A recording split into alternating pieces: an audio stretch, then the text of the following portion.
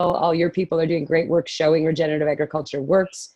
Now we need policy that is post-capitalist and takes food out of the realm of strictly tradable good and moves it into a broader 6 food values world that we all live in. And so I'll be putting my energy into that.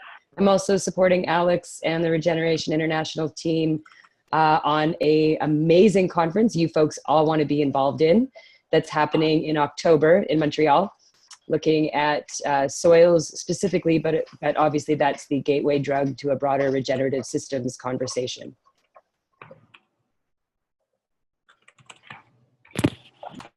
Great, welcome, Jody. I think we maybe even crossed paths about this time last year when you met with Alex. Yeah, and I've been in and out of the calls periodically, but I'm just adjusting from full-time activism to full-time student, and I'm really bad at the transition. Yeah. So I've my ability to like stay on top of meeting times has really been challenged this year. But I'm once I get through the summer and into the fall, that should even out. Mm-hmm. Well, kudos to you. And you said that you're getting a PhD in, was it in agroecology or? Well, yeah, I'm in the department I'm in right now is we actually have a school of environment at the university I'm at. So it doesn't fall in science, it doesn't fall in arts. It's actually an environment school that's transdisciplinary. So I'm taking a sort of a social scientist's approach to these questions, and I'm out at all the conferences scanning for smart mathematicians to help me on the on some of the soil sciences end of things. So there's Maren Olbermann at my university who's doing some really great work on regenerative agriculture and soils. And I also have Jennifer Clapp, who's doing a lot of good work on consolidation and financialization in the food system. And what university was that? I apologize if I missed it. It's University of Waterloo. It's a horrendous little institution that was created back in the 50s to do all of Canada's computations for spying and weapons guidance. Interesting background. Well, great. I guess if no one has immediate topics that we wanted to cover, we are starting to get into talks around both awareness and promotion. Especially I guess up in Scandinavia, and also youth involvement. I'm sorry, what's your, I forgot your name. Oh, Adam, yeah, so I gave a quick introduction earlier. My name's Griffin Clement. I'm currently the Latin American project director for the Organic Consumers Association. So helped kind of oversee the development of Regeneration International, our office and our team based out of Mexico City, as well as the Organica, the farm school that we have down here. And I'm getting ready to leave. This is my final month, and I'm going to get my MBA back in Texas. So looking forward to taking kind of a different perspective and looking how to bring regenerative to consumers as well. So make sure you continue to join us in these calls, Griffin, in that role. I will. As best you can. I think the main thing I'm learning in this movement is the best thing that we have is our social capital. And when we're doing this network building, when times are quote unquote good, you know, we all have enough time to take an hour out of our day to do this. We don't want to wait. We don't want to wait until shit's hit the fan and we've lost all the remainder of our rights to do anything about it. So don't go away just because you're not in the office. I won't. Griffin, if you don't mind me asking, so tell us a little bit about your thoughts in terms of getting an MBA in combination with obviously your experience to this point and what your passions obviously are. How you see those two worlds merging and how so? Yeah, it's interesting. So my background is advertising environmental studies. So I worked in digital marketing for a couple years after school. And then all my thesis work in I guess undergrad was focused on primarily insect-based composting systems. I did some work with aquaponics, looking at insect-based feeds. I had an opportunity to come down and kind of, initially I volunteered on the Via Organica farm. We were just getting really the farm school developed. And after that, we had the opportunity to start expanding our digital marketing and outreach related to organics in Mexico and Latin America. And so my role has evolved. And obviously with Regeneration International and a lot of the work that the Organic Consumers Association does, is related to online advocacy and awareness and in campaign work. So I've absolutely loved that, and I see a lot of opportunities in sort of taking the incredible work being done by farmers, researchers, and advocates around the globe, and trying to figure out how to bring that into supply chains, how to bring that to consumers in a way that is profitable for both the farmers, for consumers, and for the planet. And so I see there's a lot of interest right now in various sectors of industry, and so I'm looking forward to going to get a degree. The focus will be marketing and entrepreneurship with, I guess, a sub-focus on social enterprise. So even this summer, I'm quitting a little bit early, or I guess leaving work a little bit early to take some courses with Lift Economy and a variety of different online courses, as I can kind of make sure to integrate a lot of the new economic models into my studies. And I'm still between, I'll either be in Austin at University of Texas or at Texas A&M in College Station, Texas. So still debating. There's a lot of benefits to being at a program with a large ag business program. They're very conventionally focused, but there's some great researchers there studying rangeland management and other programs. But then again, with Austin, you have Whole Foods. You have a number of different opportunities related to the food industry. So kind of weighing both options. I have a question, Yeah, and I would preface it by saying that I hate to be a troublemaker, except that that's a lie. So please do. My question is, I came to this business as a climate activist around the turn of the millennium, and I look at our current state as one of emergency, not metaphorical emergency, literal emergency. It's felt differently in different parts of the world, but the emergency is there. It's in California, it's in Bangladesh, it's, depending upon which day of the week or time of the year, there is an emergency coming to a neighborhood near you. So my question is, while in many ways we do well to think of long-term planning, we don't do emergency planning. And my experience in dealing with business, and Jody, you mentioned capitalism. I think I see it a little bit differently, but the idea applies. The future of life on Earth cannot be a business decision, because Exxon is not going to make the right decision. Cargill is not going to make the right decision. Maybe your neighborhood grocery store isn't going to make the right decision. The decisions about what we do in the world have to be ecological decisions. They have to be decisions on behalf of many, many species.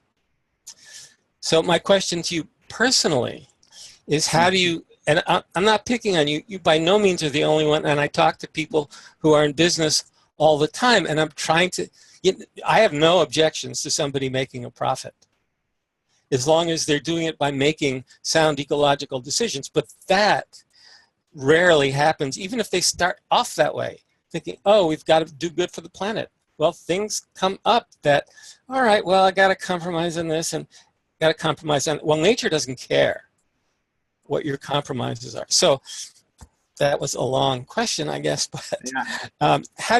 How do you juggle this? How do you reconcile this with your plans? Yeah, well, I definitely see that the status quo as far as business has gone is it's being recognized by a majority of industry and people working in other sectors that it's failing. It's failed to have that long view and to properly plan for the future. And so what's exciting and what's drawing me back into business is not only getting a more technical understanding about how all these decisions are made and how to analyze different issues or opportunities, but also with the new thinking that's out there related to natural capitalism, regenerative economics, in which people are looking back to nature to come up with more sustainable, or in this case, regenerative systems in which we can continue to sustain ourselves while undoing or repairing the damage that we've done. And I see a lot of potential there, and I see, especially from academia and people who I've been talking to who are going to get their degrees, that it's a much more, people are much more socially motivated. Okay, but my question is that we're not looking to the future. Right. It's not about looking, The now.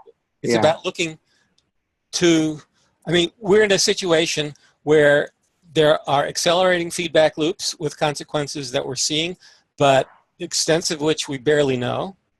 And we're looking at nonlinear events. So any moment, the ball can roll over the peak of the curve and go downhill. And we wouldn't see it coming. But we do see coming that something like that is going to happen if it isn't already happening, but we haven't seen it yet. So we need to be ready for the enemy at the gates, as well as the long term.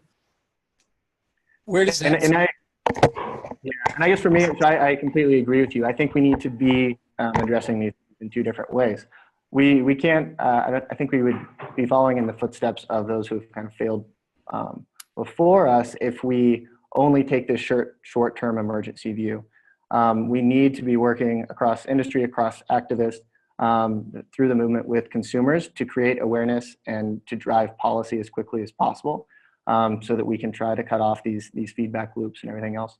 But I strongly agree that some of these things take time. I mean, even if you talk to a majority of farmers, we're still figuring out how to make it possible for them to effectively transition. Even if they're doing conventional right now, there are not clear paths for them to move to a regenerative system.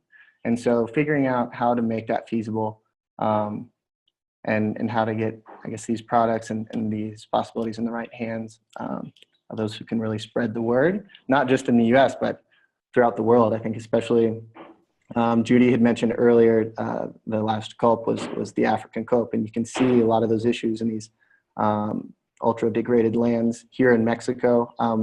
I've been here for almost 4 years, and during that time, I've seen encroachment of lead and fluoride move from about 50 kilometers outside of the city limits into my neighborhood. And you can see it in the community's teeth and in health issues that are starting to spring up. And that's due to conventional agriculture sucking up all the aquifer waters.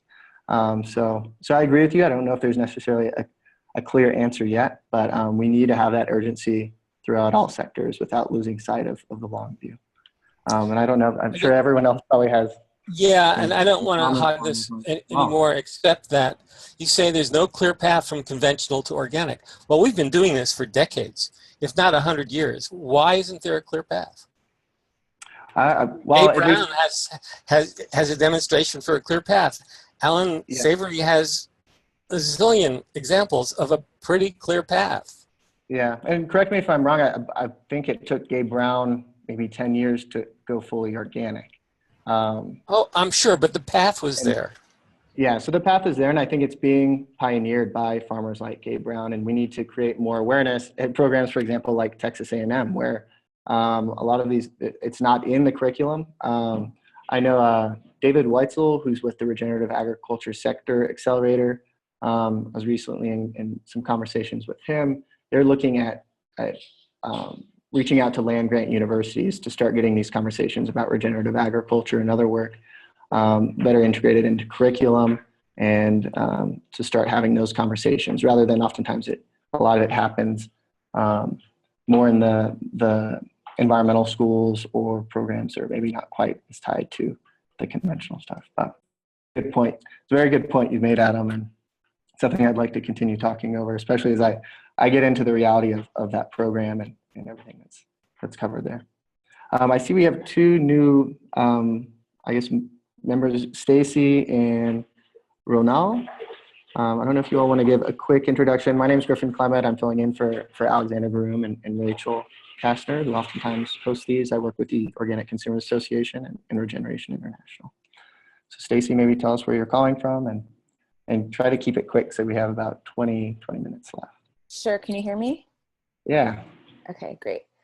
Yeah, I'm calling from Brooklyn, and a friend referred me to this.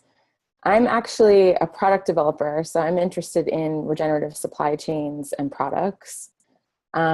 Specifically, I'm interested in botanicals and supplements, but also natural foods and natural products, generally speaking. I am, it's like I came into this call on a note of, it's like, wow, we got to do something quickly here. And here I am talking to people in West Virginia, trying to like disrupt like brokers of wild ginseng and like things like that are going to take a while potentially. So anyway, yeah, I'm here to listen and learn, and I'm connecting with also a group that is doing like a regenerative business co-op that is focused on textiles, energy, and agriculture primarily. But also there's the idea of regeneration in finance too, I guess, that is part of the picture. And that's all I'll say for now.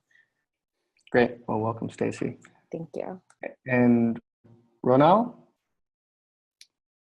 Yeah, Or Larson? can you hear me now? Yeah, we can hear you. I'm on the call because I've been a longtime friend of Tom Grove, who said he was going to be on. Ron, can you a little louder? Can you get closer to the mic, maybe? I will try. I mentioned Tom Grove's name, and sorry he isn't not on here. My interest in this topic is from the perspective of biochar. Right. I guess another thing I might mention is that I spent a good bit of the last 3 days listening into I guess probably about 100 people in Boulder, Colorado, attending I guess you'd call it it was a regular meeting. It wasn't a webinar or anything, but it was broadcast live when they were not in breakout sessions. It was quite interesting. I recommend the looking at that tape. Wonderful, yes.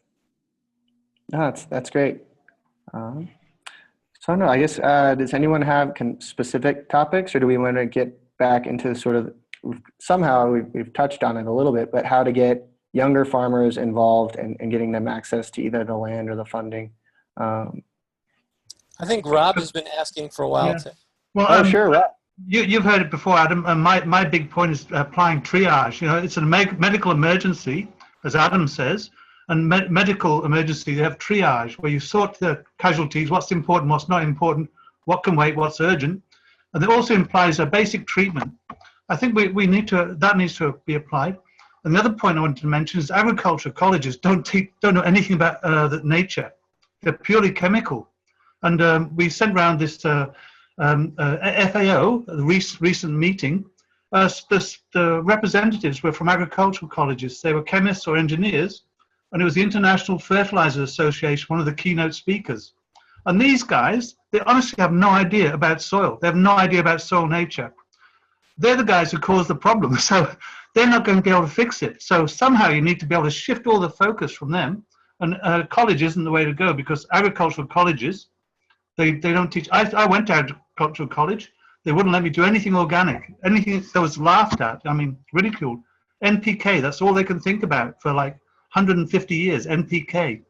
So they're not going to solve it. So I'd be interested to know, Judith went to a meeting in Paris. Was that, what kind of meeting was that? Was that sponsored by a government, or was it independent? It was convened by a group by a consultancy called Breakthrough Strategies and Solutions. And and then it was funded by various organizations.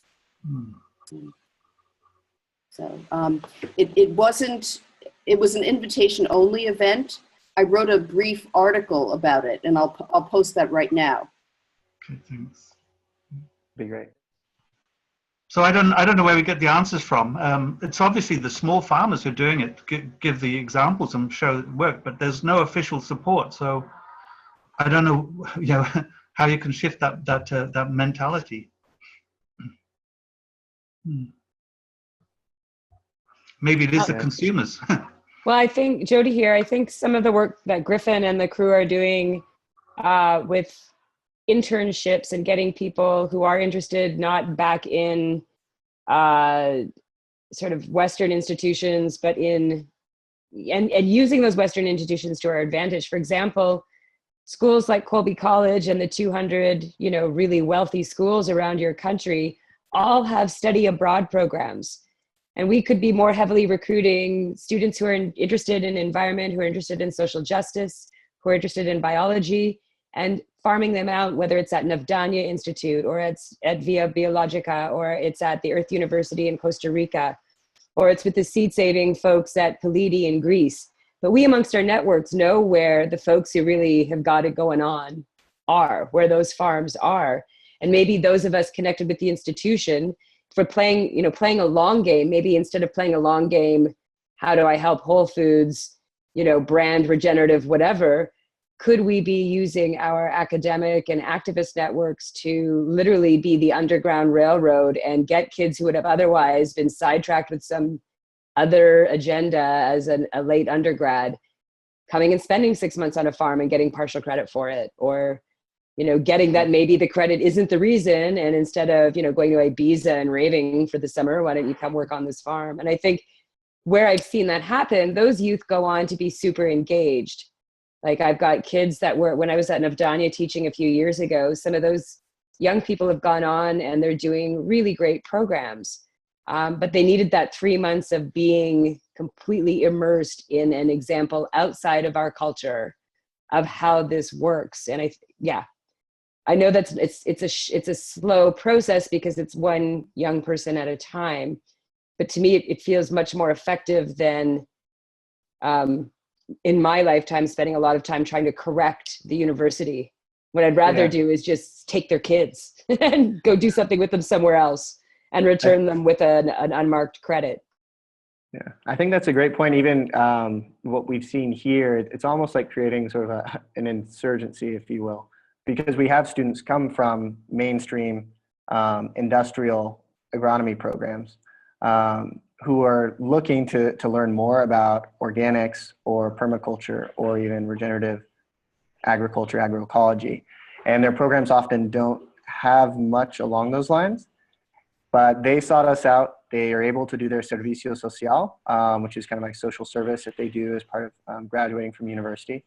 And after that, they go back to their programs and spread the word to not only their professors, who then organize tours to bring an entire class to see the farm or the program, so we now have relationships with staff at these universities who can send us top-notch students or people interested in these subjects, and they're incorporating it more and more and sort of becoming more open to the idea and really the opportunities that come with that, especially here in Mexico. These larger universities are starting to see the benefits of organic and opportunities that come with that, both locally, because there's a growing organic food interest from consumers and in local food as well, and internationally with some of the larger exports, which it's a tricky subject, but it's still exciting to see that growth. I've mentioned this before. About 10 years ago, Paul Hawken wrote a book called Blessed Unrest, in which he refers to all these little pockets of people all over the world doing extraordinary things, and nobody knows about anybody else. And at some point, we start to learn about each other. And then we start to reach little tipping points, and then we start to reach big tipping points, and nobody's in charge of that. I think it's a function of the way nature works and the consequences of our misguided growings. But it is happening, and just as there are tipping points in climate, there are tipping points in our response to climate. And I think we're seeing that. I think we're right in the middle of some major paradigm shifting and major coalescing of understandings. And it's very exciting, and it's a race against time, but we're in there racing. So that's the good news. Can I share a quick update? Because I heard there seems to be some folks in the Vermont and Portland area on the call. We're doing something small, pretty small scale right now, but as an action toward this. And we've started a Praxis Project permaculture inspired art festival in Knowlesville, New Brunswick. If you go online, our website's Praxis Project NB for New Brunswick, praxisprojectnb.com. We've got 3 days of music, 4 days of training with 4 streams. We've got permaculture, fermentation, mycelium, and heavy machinery 101. We're going to teach the young ladies how to work a chainsaw and get people less afraid of the things that you have to do to be engaged with the land. We've got live music. We have DJs and fire spinning, and we have a country line dance. We got yoga. We got food. It's going to be super fun. We're starting the first of 5 years of festival. We're building a food forest as part of the event. And what we're trying to do is expand. Like we're from Canada, and when it's nice out, we like to go to festivals. Our culture, we go every weekend. People are at festival, and instead of just sitting around and talking about wouldn't it be nice if we were nice to each other, we want to use that festival time to be like, you could have some regenerative food system skills when you leave. And we'd like to amp this model up and pass it around other places. Other kids who are doing similar projects on the West Coast is a group of kids called Overgrow the System, led by Sid Woodward. And they're just doing phenomenal stuff with, we do these, what we call a permaculture flash mob. And so we show up on a farm with all the kids who are going to party later somewhere else that night, and you do like a day of work, and then you bugger off and you go to the woods and you rave. And so just really trying to incorporate this youth culture understanding, instead of it being giving up something, when we get together and learn and work together, there's like actually a culture we're building that's more appealing than the eco-modernist world. And also, Bill Mollison, permaculture is very big on teaching teachers. So you do the permaculture design course, and that's to teach you to teach other people. So there you've got the exponential, your logarithmic growth. So I agree with it.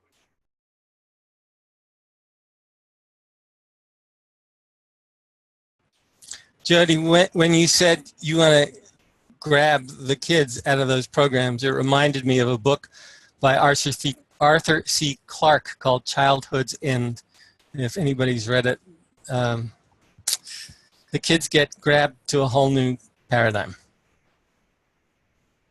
That's interesting. Yeah, thanks for sharing that, Jody. When is that event? You said it was later. June 2nd to 4th this year. It's going to be Coming the up. first weekend of June every year for the next 5 years. Wonderful. And it's just over the border from Maine. It's like about 4 hours from Waterville, Maine. Your dollar's worth more in my country, and it's safer for you to cross your border than it is for me to cross yours. So maybe some of you can come play with us. Mm-hmm. What do we have? We've got only a couple of minutes left. Are there any kind of final topics that we'd like to discuss right now, or even take offline, or anything that we have looking forward, I guess, over the next month that we should keep in mind? Aside from I would love to see, I know we've been taking these notes, if there was energy or time to go through and create a regenerators reading list and a regenerators viewing list, because there was 2 conferences that have good videos.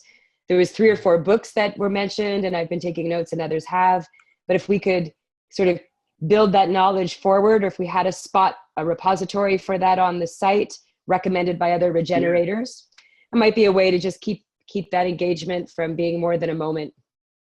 Yeah, I think that's a great idea. We've kind of been playing around with playlists, and we have an annotated bibliography, which is probably not branded in the best way, that we're trying to refresh right now. But it'd also be a great way to engage people, because I think, just like Adam's had a number of recommendations, and all of us, there's a lot of work and writing being done right now, and that has been done, that's kind of seeing new life, I think. So bringing that to the forefront would be a great idea, aside from just the articles, some more deeper reads. So add that to the list. I think that's a great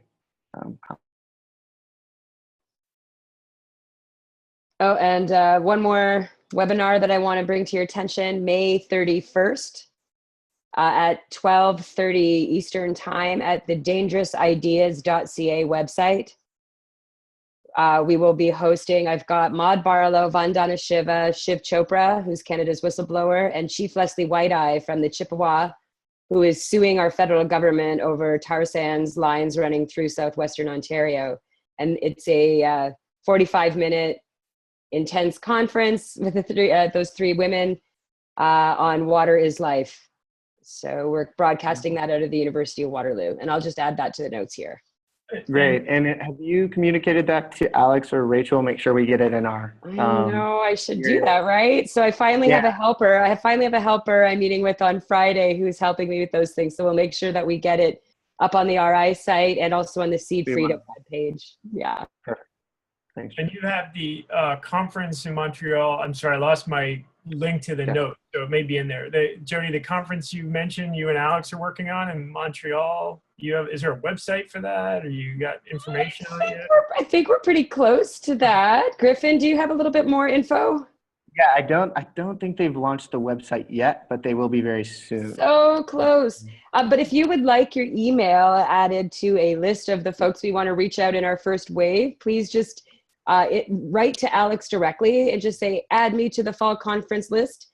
And then we'll let you know how to add other people that will be less sloppy, because you folks down there in Mexico got it going on for your systems, but I don't know what the system is right now. I assume if we're on this list that we're going to get notified about it. More times than you want to. More times than you want to. So, okay, yeah. I got to go. So thank you. As I'm sitting here, got about 6 emails from OCA, and I mean, Yeah, we keep them coming. Anyway, yeah, well, that's good. All right, well, we'll keep an eye out for it for sure. Yeah, well, thanks everyone, and maybe next time I'll do a better job at keeping them short so we can have more discussions. Because and then look forward. I'll be on these calls coming up. As my schedule now is a little. It works better with these calls and the timing. So thanks everyone for joining. If you have any final notes or comments, please add them to that collaborative document. And we look forward to you all joining for the next call. Thanks, Griffin. Thanks, everyone. Take care. See you. Thank you.